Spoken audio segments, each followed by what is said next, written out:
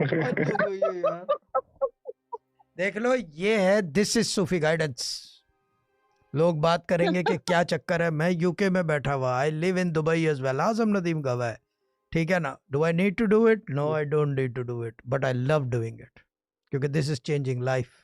This is what I can create, I can help, I can do things for people, गरीब आदमी के लिए, with my father's knowledge.